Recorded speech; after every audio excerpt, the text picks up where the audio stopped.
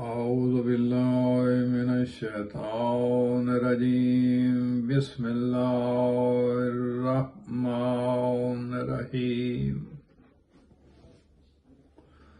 الحمد لله رب العالمين والصلاة والسلام على سيد الأنبياء والمرسلين تمام تعریفیں میرے اللہ کے لیے ہیں جو تمام جہانوں کا رب ہے، جو خالق ہے، مالک ہے، رازق ہے۔ ہم اسی کی حمد بیان کرتے ہیں، اسی سے مدد طلب کرتے ہیں۔ میرے لاکھوں خربوں درود و سلام حضرت محمد مصطفیٰ صلی اللہ علیہ وآلہ وسلم پر، جو خاتم الانبیاء ہیں، جو رحمت للعالمین ہیں، جنہوں نے ہمیں زندگی گزارنے کا بہترین طریقے سکھائے، میاں بیوی کے حقوق سمجھائے اور محبت، رحمت، صبر اور معافی کی تعلیم دی۔ برادران محترم، میرے عزیز و اقارب، گزشتہ گفتگو میں میں نے بات کی تھی آج معاشرے کے اندر طلاق کیوں بڑھ رہی ہے، کیوں زیادہ ہو رہی ہے، کیا وجوہات ہے، اس پہ میں نے گفتگو کی تھی اور آج میں گفتگو کروں گا دوسرے حصے میں ہمیں کیا کرنا چاہیے، ہم کون سے کام کریں، کون سے عمل کریں، ہمارے گھروں میں سکون آئے، امن آئے، طلاق کی نوبت ہی نہ۔ بھائی وہ کون سے کام کریں، وہ کون سے عمل کریں، وہ کیسے کریں، ہمارے گھروں میں امن ہو، سکون ہو، پیار ہو، لڑائی جھگڑے کی نوبت ہی نہ آئے۔ بھائی جو پہلی چیز ہے جس پہ آپ عمل کریں گے تو انشاءاللہ لڑائی جھگڑے کی نوبت ہی نہیں آئے گی، اس سٹیج پہ ہی نہیں جائیں گے، وہ ہے ایک دوسرے کے حقوق۔ آج بہت سے گھروں کے اندر مسئلہ کیا ہے، شوہر اپنے حقوق تو جانتا ہے مگر بیوی کے حقوق بھول جاتا ہے، بیوی اپنے حقوق جانتی ہے مگر شوہر کے حقوق بھول جاتا۔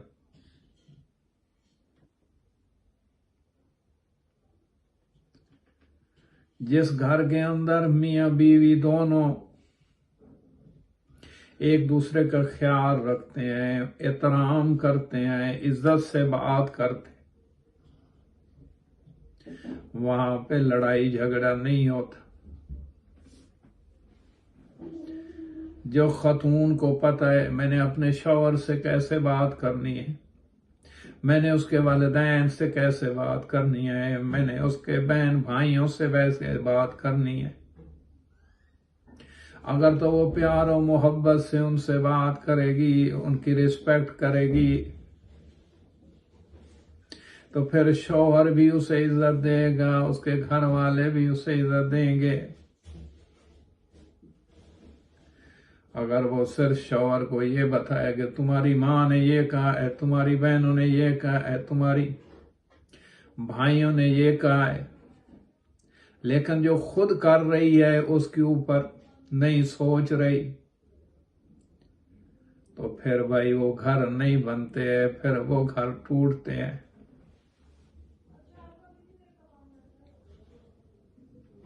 اس کو یہ چاہیے کہ شوہر کی رسپیکٹ کرے، اس کے والدین کی رسپیکٹ کرے، اس کے بہن بھائیوں کی رسپیکٹ۔ شوہر کو چاہیے کہ وہ اپنی بیوی کی رسپیکٹ کرے، اس کے والدین کو چاہیے وہ اس بچی کی رسپیکٹ کرے، اس کے بہن بھائیوں کو چاہیے۔ اگر صرف اس کے والدین، اس کے بہن بھائی اس بچی کو لیٹ ڈاؤن کرنا چاہتے ہیں اپنے شوہر کے سامنے، تو یہ غلط بات ہے۔ جب آپ خود ہی اپنے بیٹے کا گھر نہیں بچا رہے، جب آپ خود ہی کوشش کر رہے ہیں لڑائی جھگڑے کی، تو پھر امن کہاں سے آئے گا؟ سکون کہاں سے آئے گا؟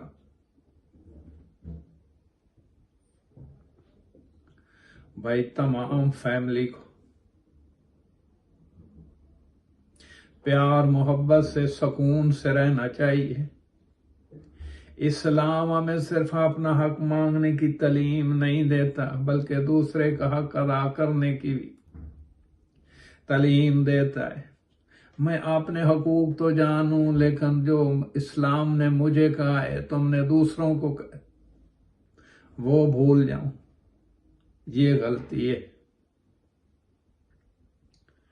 بھائی شوہر اپنی بیوی سے عزت سے پیش آئے، اس کی ضروریات کا خیال رکھے، اسے ذلیل نہ کرے، ہر بات پہ غصہ نہ کرے، اور بیوی بھی شوہر کی عزت کرے، اس کے حقوق، اس کی جائز باتوں کا خیال رکھے۔ گھر اس وقت آباد ہوتا ہے جب یہ دونوں سوچیں، جب دونوں اس پہ عمل کریں گے، جب دونوں ایک دوسرے کا خیال رکھیں۔ گھر اس وقت آباد ہوتا ہے جب دونوں یہ سوچیں مجھے کیا ملے گا، کی بجائے میں اپنے شریک حیات کے لیے کیا کر سکتا ہوں۔ جب انسان یہ سوچے کہ مجھے کیا ملے گا،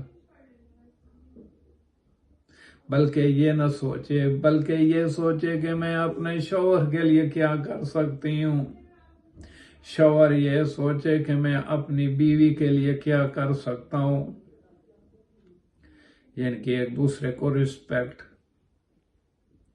ہر گھر کے ہر فرد کو ایک دوسرے کی رسپیکٹ کرنی چاہیے، ایک دوسرے کا خیال رکھنا چاہیے، عزت کرنی چاہیے۔ جب آپ یہ عمل کریں گے تو انشاءاللہ گھر کے اندر کوئی لڑائی جھگڑا نہیں ہوگا، آپ سب پیار و سکون سے رہیں گے۔ بھائی دوسری چیز ہے جس پہ آپ عمل کریں گے تو انشاءاللہ لڑائی جھگڑے سے، اس طلاق کی نوبت سے بچ جائیں گے، وہ ہے غصے پہ قابو کرنا۔ بھائی ایک جملہ، ایک گالی، ایک تانا، ایک دھمکی کبھی انسان کہہ تو دیتا ہے، کہتا ہے میں تمہیں طلاق دے دوں گا، غصے میں آ کے وہ کر تو بیٹھتا ہے، لیکن ایک میں آپ سے ریکویسٹ کروں گا، ایک آپ سے اپیل کروں گا، غصے کے اندر طلاق نہیں ہوتی۔ پھر جب غصہ ختم ہو جاتا ہے تو پھر بھائی پھر ان الفاظ کا زخم رہ جاتا ہے، پھر انسان پچھتاتا ہے میں کیا کر بیٹھا ہوں۔ حضور اکرم صلی اللہ علیہ وسلم نے غصے کے بارے میں کیا فرمایا ہے؟ طاقتور وہ نہیں ہے جو ایک دوسرے کو پچھاڑ دے، بلکہ طاقتور مرد تو وہ ہے، طاقتور عورت تو وہ ہے جو غصے کے وقت اپنے آپ کو قابو میں رکھے۔ بھائی جب بھی تمہیں کوئی غصہ آئے، غصے میں ہو تو فوراً کوئی فیصلہ نہ کرو غصے کے اندر، ایسا نہ ہو کہ تمہیں کل پچھتانا پڑ جائے، ایسا کوئی غلط فیصلہ کر بیٹھو جس پہ پچھتاتے رہو گے، تمہیں نقصان اٹھانا پڑے۔ خاموش ہو جائیں جب تمہیں غصہ آئے، خاموش ہو جائیں، وضو کریں، جگہ بدل دیں، پانی پئیں، کچھ وقت الگ ہو جائیں، پھر جب سکون سے بات کریں، جب آپ کا غصہ ٹھنڈا ہو جائے پھر پیار محبت سے بات کرو۔ اسلام نے غصہ کیوں حرام قرار دیا ہے کہ انسان کو جب غصہ آتا ہے تو وہ اپنے ہوش و حواس کھو بیٹھتا ہے. غصے کے اندر ایسے ایسے کام کر جاتا ہے، ایسی ایسی بات کہہ دیتا ہے، ایسا ایسا، تو پھر وہ انسان کو پچھتانا پڑتا ہے. تو اس لیے بھائی غصے کے اندر کوئی ایسا فیصلہ نہ کرو. جب آپ اپنے غصے پہ قابو رکھیں گے، دونوں میاں بیوی، گھر والے، والدین، بہن بھائی، سب ایک دوسرے کا خیال رکھیں گے، ایک دوسرے کی بات کو برداشت کرو گے، مل بیٹھ کے فیصلے کرو گے، سکون کے ساتھ، آرام کے ساتھ، تو بھائی اس گھر میں پھر محبت ہوگی، سکون ہوگا، آرام ہوگا. اگر تم چھوٹی چھوٹی بات پہ غصہ کرنے لگ جاؤ، تم نے یہ کیا کر دیا، میں نے تمہیں یہ کہا تھا، تم نے یہ نہیں کیا، پھر اس گھر میں سکون نہیں ہوتا، پھر بد امنی ہوتی. بھائی تیسری وجہ جس پہ آپ عمل کریں گے تو انشاءاللہ آپ غصے سے بھی بچیں گے، آپ لڑائی جھگڑے سے بھی بچیں گے، یہ جو طلاق کی نوبت پہ انسان چلا جاتا ہے اس سے بھی بچے گا. وہ ہے ہر مسئلہ دوسرے کے سامنے نہ لے جائیں، مل بیٹھ کے خود ڈیسیژن کریں. اگر میاں بیوی کے اندر کوئی جھگڑا ہو جاتا ہے، کوئی تلخ کلامی ہو جاتی ہے، کوئی بدمزگی ہو جاتی ہے، کوئی مس انڈرسٹینڈنگ ہو جاتی ہے، تو دونوں میاں بیوی کو چاہیے اپنے بیڈ روم کے اندر بیٹھ جائیں، بڑے پیار، آرام، سکون کے ساتھ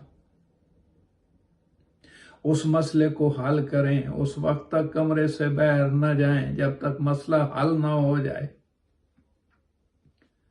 جب آپ تیسرے فریق کے پاس بات لے جائیں گے تو بات بڑھ جائے گی. اس میں ہو سکتا ہے کچھ ایسے لوگ بھی ہوں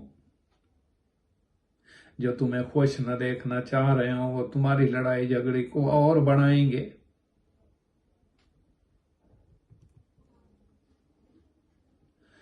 کوشش کرنی چاہیے میاں بیوی کو، اگر کوئی لڑائی جھگڑا ہو جاتا ہے تو دونوں میاں بیوی مل بیٹھ کے، اگر پھر بھی مسئلہ حل نہیں ہو رہا تو اپنے والدین کے سامنے بات کو رکھیں، اپنے بہن بھائیوں کے سامنے رکھیں، اپنے خاندان کے اندر رکھیں، خاندان سے باہر نہ لے جائیں.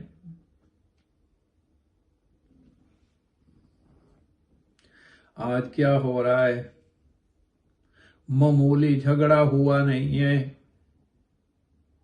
آج کل سوشل میڈیا کا دور ہے، شوہر بیوی کا معمولی جھگڑا، معمولی سی بات ہوئی نہیں ہے، خاندان، دوستوں اور سوشل میڈیا تک پہنچ جاتا ہے.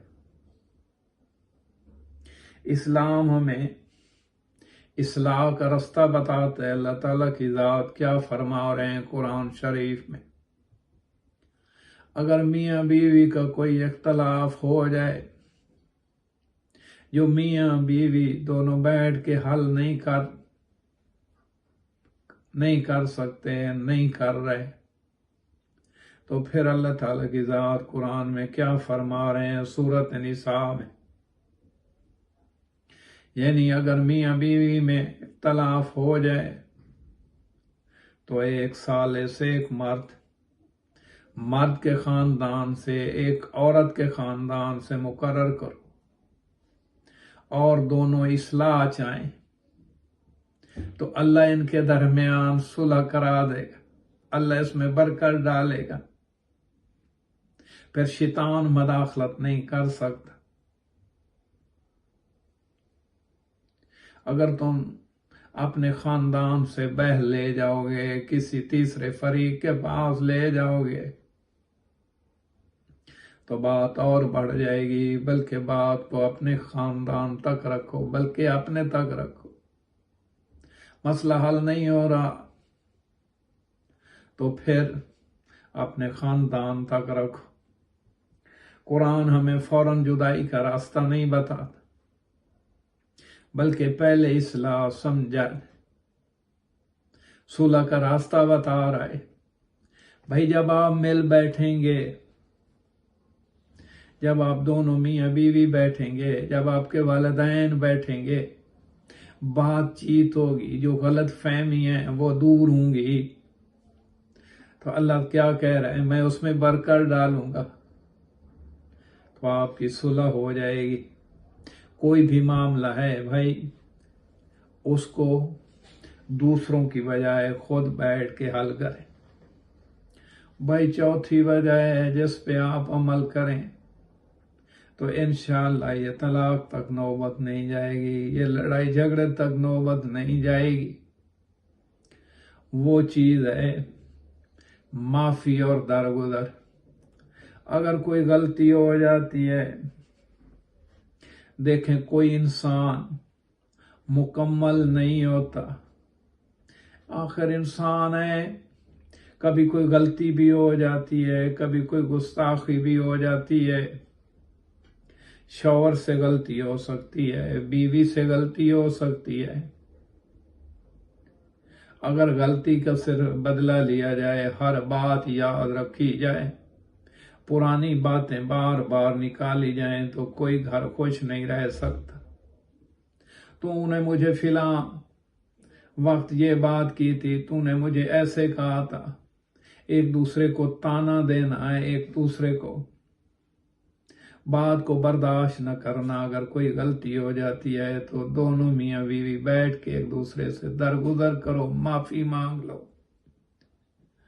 اگر میاں سے غلطی ہوئی ہے تو وہ بیوی سے معافی مانگے، اگر بیوی سے غلطی ہوئی ہے تو وہ شوہر سے معافی مانگے۔ جب تم دونوں ایک دوسرے سے معافی مانگو گے، اللہ خوش ہوگا، تمہارا گھر آباد ہوگا، اس سے لڑائی جھگڑا نہیں بڑھے گا۔ یعنی کہ ایک دوسرے سے درگزر کرنا، معاف کرنا۔ اللہ تعالیٰ کی ذات سورۃ نور میں کیا فرما رہے ہیں؟ یعنی انہیں معاف کر دینا چاہیے، درگزر کر دینا چاہیے۔ دیکھیں ہم بھی تو ہر وقت اللہ سے معافی مانگتے رہتے ہیں، میرا اللہ ہم نے گناہ کیے ہیں، ہمیں معاف کر دیں۔ تو بھائی قیامت والے دن جو ہم نے ایک دوسرے کے خلاف باتیں کی ہیں، ایک دوسرے کے خلاف زیادتی کی ہے، جب تک وہ انسان معاف نہیں کرے گا تو معافی نہیں ملے گی۔ اس لیے اگر کسی سے کوئی جھگڑا ہو جاتا ہے تو پہل کرو، اس سے معافی مانگ لو۔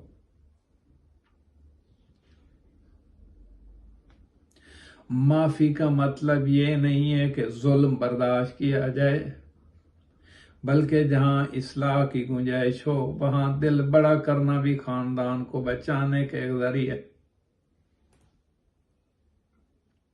ایسا بھی نہیں ہے کہ وہ بندہ اس پہ ظلم ہوتا رہے، اس کو مار پیٹ کرتے رہیں، اس کو، ایسا بھی نہیں ہے۔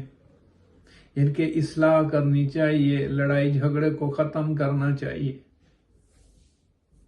ظلم نہیں کرنا چاہیے۔ بھائی پانچویں جو چیز ہے جس پہ آپ عمل کریں گے، جس پہ آپ، وہ ہے آل بیت کی زندگی۔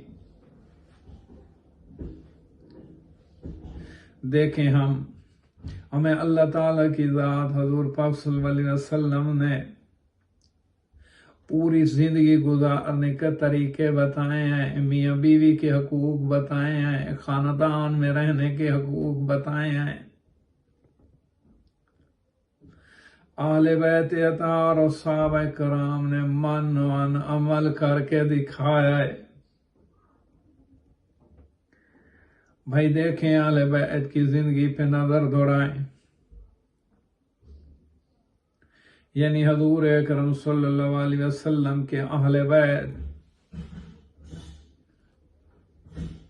कि पकीज़ा जिंदगियों से भी हमें बहुत रहनुमाई मिलती है। अगर हम अपने अइम्मा को देखें, सहाबे कराम को देखें, मौला अली की जिंदगी को देखें, इमाम हसन और इमाम हुसैन अलैहिस्सलाम की जिंदगी को देखें, हजरत अली अलैहिस्सलाम और जनाब फातिमा ज़हरा सलामुल्लाह अलैहा का घर हमारे लिए मोहब्बत, सादगी, सब्र, कुर्बानी, बहमी एहतराम की एक अजीम मिसाल है कि मौला ने कैसे जिंदगी गुजारी।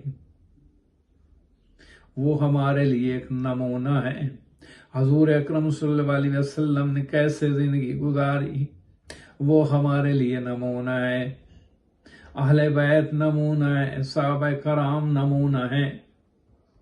इनकी जिंदगी हमें यह सबक देती है कि घर सिर्फ दौलत से नहीं चलता, नहीं बनता। घर से, मोहब्बत से, सब्र से, एक दूसरे का ख्याल रखने से, अल्लाह की अताअत से, कुर्बानी देने से। आज हम अपने घरों में सहूलतें तो बहुत ले आए हैं, लेकिन बाद का सब्र कम हो जाता है, बर्दाश्त कम हो जाती है। छोटी छोटी बात पे गुस्सा करने लग जाते हैं, फौरन तलाक पे पहुंच जाते हैं। घरों के अंदर हमारे मोबाइल मौजूद हैं, गाड़ियां हैं, घर हैं, अज़ाइश है, मगर रिश्ते के लिए कुर्बानी देने को तैयार नहीं है। ये सोच हमें बदलनी होगी। हमें अपने आप को ऐसी जिंदगी गुजारनी चाहिए जैसे अल्लाह और उसके रसूल ने कहा। आप इस पे अमल करेंगे, उनकी जिंदगी को पढ़ेंगे, उनकी जिंदगी को देखेंगे तो इंशाअल्लाह ये नौबत नहीं आएगी। भाई छठी वजह जो है, जिसको अल्लाह ने जायज तो करार दिया है, लेकिन उसके साथ बड़ी तकलीफ मुझे उसको अच्छा भी नहीं जाना, वो चीज है भाई तलाक को मजाक ना बनाए। तलाक इस्लाम में जायज है, लेकिन इसे खेल और धमकी का जरिया नहीं बनाना चाहिए। गुस्से में बार बार ये कहना मैं तुम्हें तलाक दे दूंगा, ये मजाक नहीं करना चाहिए, ये मजाक नहीं बनाना चाहिए। ये खतरनाक आदत है। ये कहीं तुम्हें गुस्से में आके तुम कोई गलत काम न कर बैठो। मियाँ बीवी को चाहिए कि तलाक के मामले में इंतहाई संजीदगी इख्तियार करें, उसको मजाक ना बनाएं। छोटी छोटी बात पे बीवी घर से चली जाएगी या मियाँ धमकी देने लग जाएगा, अदालतों तक पहुंच जाएंगे।